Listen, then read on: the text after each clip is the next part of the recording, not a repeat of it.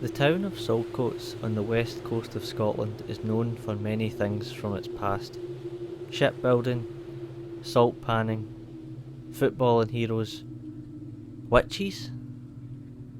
It is unknown exactly when the town of Saltcoats first came to be, but it would be granted a borough of barony in 1528 by King James I.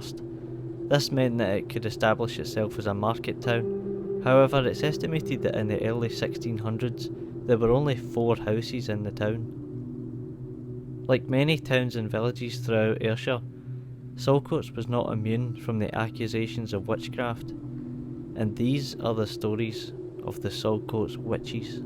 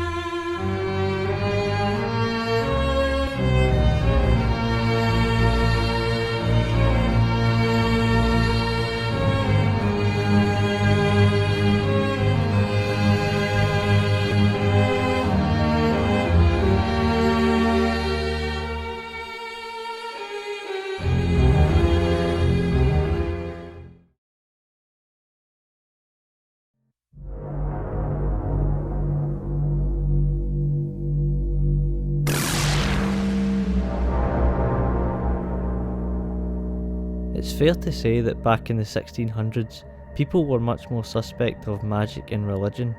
Science in its infancy was still to enter many people's lives. It is in this backdrop that we enter the age of Scottish witchcraft.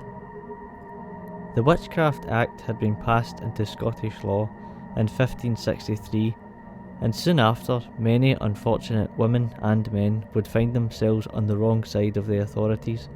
And like many towns and villages throughout Ayrshire, Saltcoats would be no different. In 1650, 2 women from Saltcoats, Margaret Cooper and Catherine Montgomery, were apprehended by the local authorities and brought before the Presbytery of Irvine on the 22nd of April of that year, along with a third woman named Janet Robinson from Colwynnon.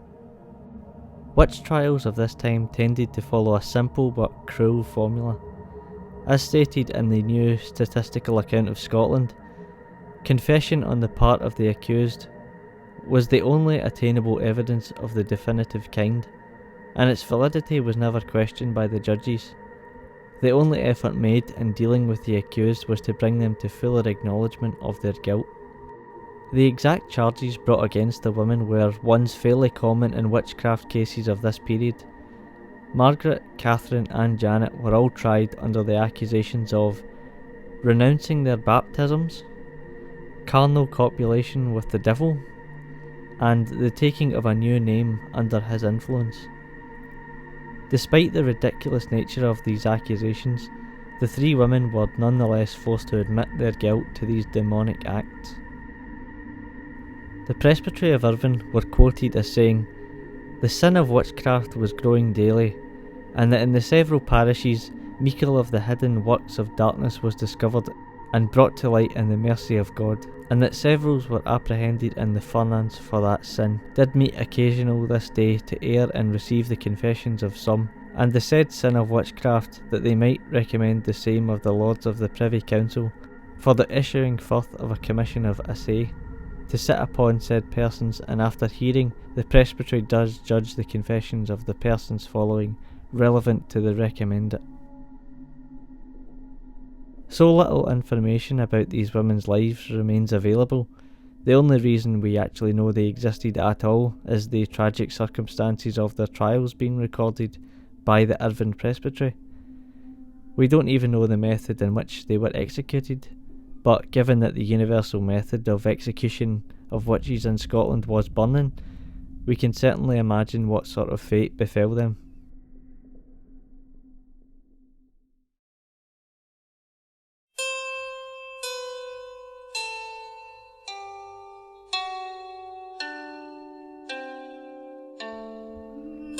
For more than 300 years, a story has circulated around the Saltcoats community of another unfortunate woman. Her name was Sarah Vincent, and like Margaret and Catherine before her, was accused and burned for being a witch. An old Saltcoats town trail pamphlet states that Sarah lived in the town in the late 17th century and was the last ever person to be executed for witchcraft in Saltcoats. The trail directs visitors to the ground of the old Saltcoats parish church and kirkyard, now the North Ayrshire Heritage Centre. Among the grounds lie many old and sometimes destroyed graves of centuries past. Sarah's grave is said to have read, "The Burning Place of Sarah Vincent." When I first walked through the grounds, I struggled to find the grave. Many of the ones that remain have been badly eroded by centuries of harsh weather. The only reference I had was an online post indicating that only the word Saltcoats was still readable on the grave. I searched every corner of the ground and at first couldn't find it anywhere. And then, hidden away, tucked behind the overgrown branches, I found it. As you can see, the gravestone has been eroded even further since the picture was taken. The word Saltcoats is just barely visible. There is just one problem with the story of Sarah Vincent, and that is that there's no evidence that she was a witch, or that she even existed at all. In June 2020, historian Heather Upfield noted in her article about the accused women and men of Ayrshire that during her research she found no record of any woman named Sarah Vincent being charged or executed for the crime of witchcraft until the 19th century. She estimated that the grave once read "The Burying Place of Sarah Vincent," and that centuries of erosion has led many to incorrectly interpret it as "The Burning Place of Sarah Vincent." There is also the historical matter that no witches in Scotland were ever burned in or anywhere near kirkyards, probably because it would have been considered unholy at the time. Burnings almost always took place in open space for public viewing. So if Sarah wasn't a witch, then who was she? And how did she get confused with being a witch? Who was responsible for the misreading of her grave? I suppose it's just another old mystery that will never be solved.